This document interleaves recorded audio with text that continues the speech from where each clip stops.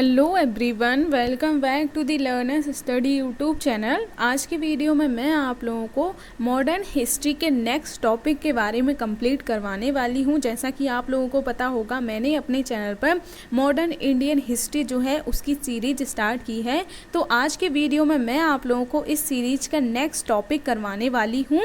तो प्लीज़ बने रहिए हमारे साथ for learn and study with learners study. और इसके पहले अगर आप लोगों ने मॉडर्न हिस्ट्री के जो अभी तक मैंने 3 वीडियोस करवाए हैं वो नहीं देखे हैं, तो प्लीज़ आप लोग जाकर पहले वो वाले वीडियोस ज़रूर देखिएगा, क्योंकि तभी आप लोगों को एक लाइन से सारी चीज़ें क्लियर हो पाएंगी। क्योंकि हिस्ट्री जो है वो एक टॉपिक उसका दूसरे टॉपिक के साथ कनेक्ट रहता है। तो इसीलिए प्लीज़ आप लोग पहले लास्ट वाले वीडियो ज़रूर देख कर आइए। उनका लिंक आप लोगों को डिस्क्रिप्शन बॉक्स में मिल जाएगा, वहाँ से जाकर आप लोग देख सकती हैं। इसके अलावा मेरे चैनल पर मैंने आप लोगों को एंशिएंट और मिडाइवल हिस्ट्री कंप्लीट करवा दी है। तो अगर आप लोग वो देखना चाहते हैं तो उसका लिंक भी मैं आप लोगों को डिस्क्रिप्शन बॉक्स में प्रोवाइड करवा दूंगी, तो वहाँ से जाकर आप लोग देख सकते हैं। तो आज मैं आप लोगों को बताने वाली हूँ बंगाल विजय के बारे में। जैसा कि आप लोगों को पता होगा, मैंने ब्रिटिश विस्तार भारत में किस तरीके से हुआ था वो स्टार्ट करवा दिया था। और लास्ट वाले वीडियो में मैंने आप लोगों को बताया था कि कर्नाटक युद्ध के द्वारा अंग्रेजों ने किस तरीके से भारत में अपना विस्तार किया था और किस तरीके से उन्होंने फिर आगे और भी ज़्यादा विस्तार करने के बारे में विचार करना शुरू कर दिया था।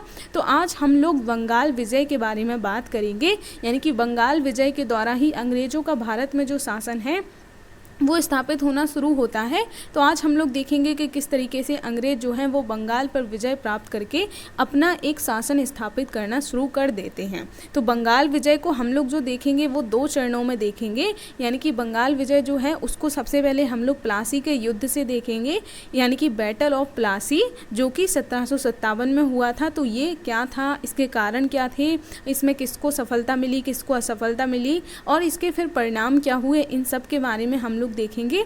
उसके बाद फिर नेक्स्ट वीडियो में मैं आप लोगों को बक्सर के युद्ध के बारे में करवाऊंगी, जो कि 1764 में हुआ था।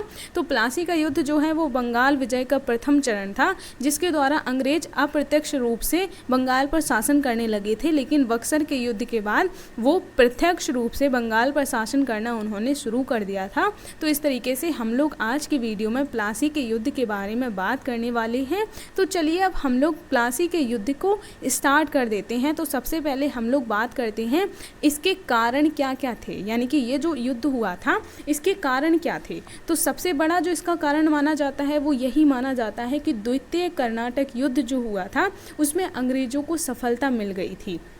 मैंने लास्ट वीडियो में आप लोगों को कर्नाटक युद्ध के बारे में करवाया था। तो उसमें मैंने आप लोगों को कर्नाटक के 3 युद्ध बताए थे, प्रथम कर्नाटक युद्ध, द्वितीय कर्नाटक युद्ध और तृतीय कर्नाटक युद्ध। तो आप लोग मुझे कमेंट बॉक्स में ये बताइएगा कि द्वितीय जो कर्नाटक युद्ध हुआ था वो किस ईयर से किस ईयर तक हुआ था और इस युद्ध को किस संधि के द्वारा समाप्त किया था, उस संधि का भी नाम आप लोग मुझे कमेंट बॉक्स में ज़रूर बताइएगा। तो अगर हम लोग प्लासी के युद्ध के पहले कारण के बारे में बात करें तो पहला कारण यही था कि द्वितीय जो कर्नाटक युद्ध हुआ था उसमें अंग्रेजों को सफलता मिल गई थी और इस सफलता से अंग्रेज जो हैं वो काफ़ी ज़्यादा उत्साहित हो गए थे और इस उत्साह के कारण वो भारत के किसी भी क्षेत्र को जीतने का अवसर अपने हाथ से नहीं जाने देना चाहते थे। इसके अलावा दूसरा जो कारण था वो ये था कि सिराजुद्दौला जो है, यानी कि बंगाल का उस टाइम पर जो नवाब हुआ करता था उसका नाम सिराजुद्दौला था। लेकिन कुछ वजहों से सिराजुद्दौला का उसके संबंधियों के द्वारा विरोध किया जा रहा था और अंग्रेजों ने इसे एक अवसर के रूप में देखा और इस अवसर का लाभ उठाने का उन्होंने विचार करना शुरू कर दिया। तो पहला कारण तो यही था कि द्वितीय कर्नाटक युद्ध में अंग्रेजों को जो सफलता मिली थी उससे वो बहुत ज़्यादा उत्साहित हो गए थे और किसी भी क्षेत्र को जीतने का अवसर अपने हाथ से नहीं जाने देना चाहते थे। और इसी का फ़ायदा उन्होंने तब उठाया जब सिराजुद्दौला जो कि बंगाल का नवाब था उसके संबंधियों के द्वारा उसका विरोध किया जा रहा था। तो अंग्रेजों ने इसे एक अवसर के रूप में देखना शुरू कर दिया। तीसरा जो रीज़न माना जाता है वो माना जाता है 1770 में कर मुक्त व्यापार संबंधी प्रावधानों को लेकर अंग्रेजों तथा बंगाल के नवाब में टकराव की स्थिति उत्पन्न हो गई थी, तो इसका भी अंग्रेजों ने फ़ायदा उठाया। अब ये कर मुक्त व्यापार संबंधी प्रावधान क्या था, अगर हम लोग इसके बारे में बात करें तो 1717 में मुगल शासक जिसका नाम फर्रुखसियार था, उसने कर मुक्त व्यापार संबंधी सुविधा कंपनी को प्रदान कर दी थी। यानी कि कंपनी जो है वो भारत में व्यापार कर सकती है और उस पर किसी भी तरीके का टैक्स नहीं लगाया जाएगा।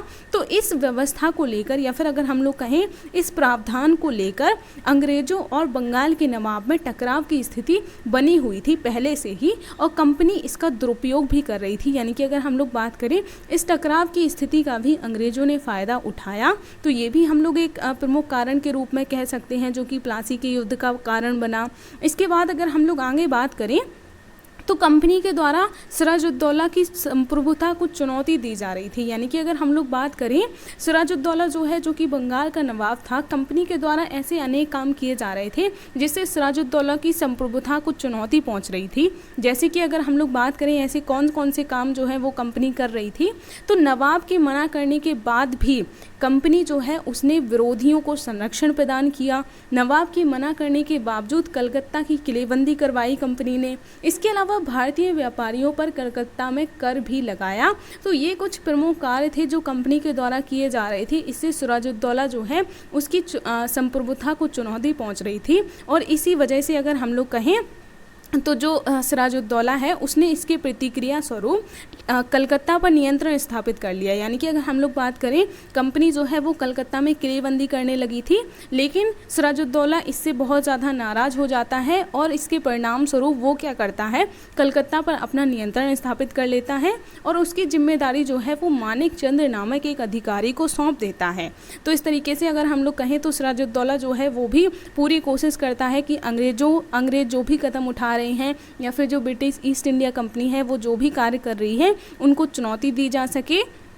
इसके बाद फिर हम लोग बात करें नेक्स्ट क्या घटना हुई थी, तो नेक्स्ट घटना हुई थी हालवेल नामक एक ब्रिटिश अधिकारी था। तो उसने सिराजुद्दौला पर ये आरोप लगाया था कि सिराजुद्दौला ने अंग्रेजों के साथ दुर्व्यवहार किया है। लेकिन अगर हम लोग बात करें प्रमाणों के द्वारा ये आरोप जो है वो साबित नहीं हो पाया था। लेकिन उस टाइम पर यानी कि तात्कालिक दौर में अगर हम लोग बात करें तो अंग्रेजों के प्रतिशोध के लिए इसने प्रेरित और एकजुट किया था। यानी कि अगर हम लोग बात करें हॉलवेल नामक एक ब्रिटिश अधिकारी था, उसने नवाब पर ये आरोप लगाया कि नवाब जो है वो अंग्रेजी जो व्यापारी हुआ करते थे या फिर अगर हम लोग बात करें जो भी अंग्रेजी अधिकारी थे उनके साथ दुर्व्यवहार कर रहा था। तो ये आरोप जो है उसने अंग्रेजों को एकजुट कर दिया। उसने अंग्रेजों को हम लोग कहें तो नवाब के प्रति भड़काने में एक प्रमुख सहायक की भूमिका निभाई। तो ये हम लोग कह सकते हैं इस वजह से इस आरोप के द्वारा अंग्रेज जो है वो काफ़ी ज़्यादा भड़क गए थे और उन्होंने नवाब के प्रति प्रतिक्रिया करना शुरू कर दिया था। तो ये भी हमें युद्ध का एक प्रमुख कारण देखने को मिलता है। इसके बाद फिर अगर हम लोग बात करें रॉबर्ट क्राइव के नेतृत्व में अंग्रेज जो है वो कलकत्ता पर दोबारा से नियंत्रण स्थापित कर लेते हैं और सिराजुद्दौला को भी इसे मान्यता देनी पड़ती है। यानी कि अगर हम लोग बात करें इस आरोप लगाने के बाद अंग्रेज जो हैं वो काफ़ी ज़्यादा भड़क जाते हैं और वो ज़बरदस्ती कलकत्ता पर अपना नियंत्रण स्थापित कर लेते हैं और फिर सिराजुद्दौला जो है उसको भी इसे मान्यता देनी पड़ती है। लेकिन बाद में फिर क्या होता है कि क्लाइव जो है वो नवाब के अधिकारियों जैसे कि कौन कौन से अधिकारी थे, मीर जाफ़र, मानिक चंद्र, अमीर चंद्र, इन सब के साथ मिलकर नवाब को हटाने का षड्यंत्र रचने लगते हैं और इसी पृष्ठभूमि में प्लासी की जो लड़ाई है वो शुरू हो जाती है और नवाब की इसमें पराजय देखने को मिलती है। तो अगर मैं आप लोगों को ओवरव्यू दूँ एक इन सब कारणों का, तो सबसे बड़ा जो कारण था वो था द्वितीय कर्नाटक युद्ध में अंग्रेजों को जो सफलता मिल गई थी उससे भी काफ़ी ज़्यादा उत्साहित हो गए थे और वे किसी भी क्षेत्र को जीतने का अवसर अपने हाथ से नहीं जाने देना चाहते थे। दूसरा अगर हम लोग बात करें तो सिराजुद्दौला जो है वो जो कि बंगाल का नवाब था, लेकिन उस टाइम पर सिराजुद्दौला और उसके जो संबंधी थे उनमें काफ़ी टकराव की स्थिति देखने को मिल रही थी। उसके संबंधी जो हैं वो सिराजुद्दौला की नीतियों का विरोध कर रहे थे। तो अंग्रेज़ों ने उन सभी संबंधियों को अपने साइड करने की कोशिश की और उन्हें सिराजुद्दौला के खिलाफ भड़काने की कोशिश की, तो इसका भी अंग्रेज़ों ने फ़ायदा उठाया। उसके बाद तीसरा जो कारण हमें देखने को मिला वो यही था कि जो मुग़ल शासक फ़र्रुखसियार थे उन्होंने 1717 में ब्रिटिश कंपनी को, या फिर अगर हम लोग कहें जो ईस्ट इंडिया कंपनी थी, उसको कर मुक्त व्यापार संबंधी प्रावधान प्रदान कर दिए थे। लेकिन इस वजह से नवाब जो है वो, उसको ये नीति पसंद नहीं आ रही थी, नवाब को काफ़ी ज़्यादा नुकसान हो रहा था। तो इस वजह से भी नवाब और जो अंग्रेज़ थे उनके बीच में हमें टकराव की स्थिति देखने को मिल रही थी। इसके अलावा अगर हम लोग बात करें, जो ब्रिटिश ईस्ट इंडिया कंपनी थी वो कई ऐसे काम कर रही थी जिससे सिराजुद्दौला की संप्रभुता को चुनौती पहुंच रही थी, और सिराजुद्दौला जो है वो कंपनी से काफ़ी ज़्यादा हम लोग कहें नाराज़ देखने को मिल रहा था। उसे वो जो है वो कंपनी को भारत से निकाल देना चाहता था। तो ये भी अगर हम लोग कहें तो लड़ाई का एक पूरा वातावरण निर्मित होता जा रहा था। और इसी लड़ाई के बीच में हॉलवेल नामक एक ब्रिटिश अधिकारी था, तो उसने नवाब पर ये आरोप लगा दिया कि वो अंग्रेज़ों के साथ दुर्व्यवहार कर रहा है। तो जो बड़े अंग्रेज अधिकारी उस टाइम पर हुआ करते थे, उन्होंने हम लोग कहें तो वो नवाब जो है उसके प्रति वो भड़कने लगे, और उन्होंने भी गुस्से में आकर कलकत्ता पर दोबारा से अपना नियंत्रण स्थापित कर लिया। तो इससे एक युद्ध की पूरी पृष्ठभूमि बनती जा रही थी, और इसी पृष्ठभूमि में रॉबर्ट क्लाइव जो है वो भारत में आ जाता है, और रॉबर्ट क्लाइव अपने एक षड्यंत्र रचना शुरू कर देता है। और इस षड्यंत्र में वो नवाब के जो भी सहयोगी हुआ करते थे, सहयोगी अधिकारी हुआ करते थे, उनमें जैसे कि हम लोग बात करें मीर जाफ़र है, मानिक चंद्र है, अमीर चंद्र है, इन सबको अपने साथ मिला लेता है और नवाब के खिलाफ षड्यंत्र रचना शुरू कर देता है। यानी कि अंग्रेज़ जो हैं वो इनको लालच देते हैं, क्योंकि बाद में अगर हम लोग बात करें इस युद्ध के बाद अंग्रेज़ जो हैं वो मीर जाफ़र को ही बंगाल का नवाब बना देते हैं। लेकिन प्रत्यक्ष रूप में अगर हम लोग कहें अप्रत्यक्ष रूप में अंग्रेज़ों के द्वारा ही शासन किया जा रहा था, क्योंकि मीर जाफ़र जो है वो एक कठपुतली नवाब बन जाता है, यानी कि उसे अंग्रेज़ों के कहने पर ही सारे काम करने पड़ते हैं। तो इस तरीके से अगर हम लोग कहें तो जो नवाब के ही सहयोगी अधिकारी हुआ करते थे, उनके षड्यंत्र के द्वारा ही, उनके साथ षड्यंत्र करके ही अंग्रेज जो हैं वो सिराजुद्दौला को पराजय कर देते हैं। तो इस तरीके से आप लोग देख सकते हैं, ये जो है वो प्रमुख हमें कारण देखने को मिलते हैं। जितने भी जो भारतीय शासक हैं वो पराजित हुए हैं, तो उसका सबसे बड़ा कारण हमें यही देखने को मिलता है कि उन्हीं के दरबार के कुछ अधिकारी ऐसे निकल जाते हैं जो कि अंग्रेज़ों के साथ जाकर संधि कर लेते हैं और फिर नवाब को हटाने का षड्यंत्र रचने लगते हैं। तो इसी वजह से हम लोग कह सकते हैं कि हमें इसमें नवाब की पराजय देखने को मिली थी। तो आप लोग ये कारण ज़रूर याद रखिएगा। अब हम लोग आगे बात करें अगर कि इसके परिणाम क्या हुए थे, यानी कि ये तो हम लोगों ने कारण देख लिए कि किस वजह से प्लासी का युद्ध हुआ था। अब हम लोग कारण देख लेते हैं, अब हम लोग परिणाम देख लेते हैं कि इस युद्ध का परिणाम क्या हुआ था। तो सबसे पहले तो मैंने आप लोगों को यही बता दिया कि इसमें अंग्रेज़ों की विजय हो जाती है और जो सिराजुद्दौला था, यानी कि जो बंगाल का नवाब था, वो हार जाता है। तो इसके क्या परिणाम निकलते हैं, अब हम लोग इसके बारे में बात कर लेते हैं। तो सबसे पहले हम लोग परिणाम जो है वो दो तरीके से देखेंगे, एक तो आर्थिक परिणाम और दूसरा राजनीतिक परिणाम। तो हम लोग आर्थिक परिणामों के बारे में अगर बात करें तो आर्थिक परिणाम में ये होता है कि एक बड़ी राशि हर्जाने के रूप में अंग्रेज़ों को देनी पड़ती है, यानी कि बंगाल का जो नवाब था उसको वो पराजय हो जाता है, तो फिर अंग्रेज़ जो भी उससे मांगते हैं वो उसे देना पड़ता है। तो सबसे पहले तो यही होता है कि एक बहुत बड़ी राशि उपहार और हर्जाने के रूप में उसे अंग्रेज़ों को देनी पड़ती है। इसके अलावा और क्या देना पड़ता है, तो 24 परगना क्षेत्र की ज़मींदारी भी उसे अंग्रेज़ों को देनी पड़ती है, यानी कि उसका जो भी एरिया था उसमें से 24 परगना एरिया उसको अंग्रेज़ों को देना पड़ता है, यानी कि जिसकी ज़मींदारी जो है वो अंग्रेज़ों को दे दी जाती है। इसके अलावा और क्या आर्थिक कारण हमें देखने को मिलता है, तो एक और आर्थिक परिणाम ये हुआ था कि कंपनी के कर्मचारियों को निजी व्यापार पर भी कर न देने की छूट मिल जाती है। यानी कि अगर हम लोग बात करें तो अभी तक जो भी व्यापार होता था उसमें अंग्रेज़ों को छूट प्राप्त थी, लेकिन अब जो है इस युद्ध में पराजय के बाद अगर हम लोग बात करें तो सिराजुद्दौला जो है उसको अंग्रेज़ जो भी निजी व्यापार भी करना चाहते हैं उसमें भी छूट प्रदान कर दी जाती है। तो इस वजह से भी राज्य को काफ़ी ज़्यादा आर्थिक नुकसान देखने को मिलते हैं, लेकिन चूँकि अब वो पराजय हो गया था तो फिर उसके पास और कोई ऑप्शन नहीं था, तो अंग्रेज़ उससे जो भी मांग रहे थे वो उसे देना पड़ रहा था। तो ये हम लोग आर्थिक परिणाम में लिख सकते हैं कि एक बहुत बड़ी राशि जो है वो उपहार के रूप में या फिर हर्जाने के रूप में देनी पड़ती है, अंग्रेज़ों को ज़मींदारी अधिकार देने पड़ते हैं और उन्हें निजी व्यापार पर भी कर में छूट दे दी जाती है। इसके अलावा अगर हम लोग राजनीतिक परिणाम के बारे में बात करें तो राजनीतिक परिणाम में ये हुआ था कि पूर्वी भारत वाला जो एरिया था वहाँ पर अंग्रेज जो है वो एक राजनीतिक शक्ति के रूप में उनकी पहचान बन जाती है। इसके अलावा बंगाल के प्रशासन पर अंग्रेजों का प्रत्यक्ष अप्रत्यक्ष नियंत्रण स्थापित हो जाता है, जैसे कि इस युद्ध के बाद यानी कि 1757 में मीर जाफ़र को नवाब बना दिया जाता है। लेकिन मीर जाफ़र जो है वो एक कठपुतली नवाब होता है, क्योंकि असलियत में वहाँ पर जो शासन है वो ईस्ट इंडिया कंपनी के द्वारा ही किया जा रहा था, क्योंकि मीर जाफ़र को लालच देकर ही अंग्रेज़ों ने उसे अपने साइड किया था। तो इसलिए मीर जाफ़र के पास अब कोई ऑप्शन नहीं था, उसे अंग्रेज़ों के कहने के अकॉर्डिंग ही वहाँ पर काम करना था। तो इस तरीके से अगर हम लोग बात करें तो अप्रत्यक्ष रूप में यानी कि इनडायरेक्ट तरीके से अंग्रेज ही जो है वो अब बंगाल पर शासन करने लगे थे। इसके अलावा अंग्रेजों की जो राजनीतिक महत्वाकांक्षा है वो अब और भी ज़्यादा बढ़ने लगी थी, यानी कि उन्होंने एक एरिया पर अपना कब्जा कर लिया था, तो अब उनकी जो महत्वाकांक्षा थी वो और ज़्यादा बढ़ती जा रही थी। अब वो भारत के और भी जो क्षेत्र हैं उन पर अपना साम्राज्य स्थापित करना चाहते थे। तो यही होता है, लालच जो है वो बढ़ता ही जाता है। अगर किसी भी इंसान को कोई एक चीज़ प्राप्त हो जाती है तो उसका लालच ख़त्म नहीं होता है, वो आगे और भी चीज़ें प्राप्त करने की कोशिश करता रहता है। तो यही यहाँ पर भी देखने को मिल रहा है कि अंग्रेज जो है वो भारत में सिर्फ व्यापार करने के लिए आए थे, लेकिन यहाँ पर जैसी परिस्थितियाँ बनती गई उनके अकॉर्डिंग अंग्रेजों की भी महत्वाकांक्षाएं बढ़ती गई और उनका ही परिणाम हमें ये देखने को मिलता है कि अंग्रेज जो हैं वो पूरे भारत पर अपना शासन स्थापित कर लेते हैं। तो ये परिणाम जो हैं उनके बारे में भी आप लोग याद रख सकते हैं, राजनीतिक परिणाम और ये आर्थिक परिणाम।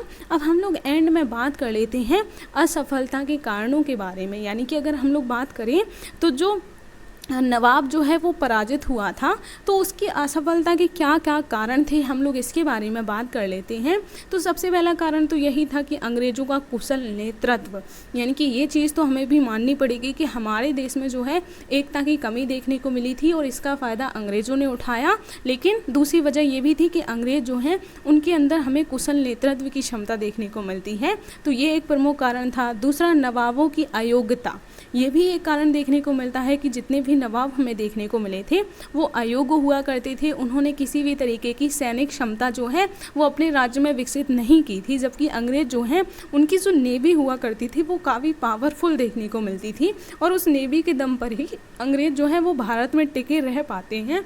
तो ये भी एक प्रमुख कारण देखना पड़ता है। इसके अलावा अगर हम लोग बात करें, अंग्रेजों के पास आधुनिक सेना और संसाधन भी थे, जबकि जैसा कि मैंने अभी बताया भारतीय जितने भी शासक थे उनके पास किसी भी तरीके की आधुनिक सेना या फिर संसाधन नहीं थे, उनका अभाव था। तो ये भी एक प्रमुख कारण देखने को मिलता है जिसकी वजह से अंग्रेज जो हैं वो भारत में अपना शासन स्थापित करने में सफल हो पाते हैं। इसके अलावा सैनिक पिछड़ापन देखने को मिलता है, क्योंकि जैसा कि मैंने अभी बताया अंग्रेजों के पास आधुनिक सेना थी, जबकि हमारी कंट्री में यानी कि हमारी कंट्री के जो भी शासक हुआ करते थे उनके पास अभी भी परंपरागत सैनिक संसाधन और जो सैनिक हुआ करते थे वो ही देखने को मिलते थे। इसके अलावा राजनीतिक एकता की कमी देखने को मिलती है, जैसा कि अभी मैंने ऊपर ही बताया कि नवाब के ही जो अधिकारी हुआ करते थे उन्होंने ही अंग्रेज़ों के साथ मिलकर नवाब के खिलाफ षड्यंत्र रचा था। तो इस तरीके से राजनीतिक एकता की कमी भी असफलता का एक प्रमुख कारण देखने को मिलती है। इसके अलावा अगर हम लोग बात करें, राष्ट्रीय चेतना का अभाव भी देखने को मिलता है,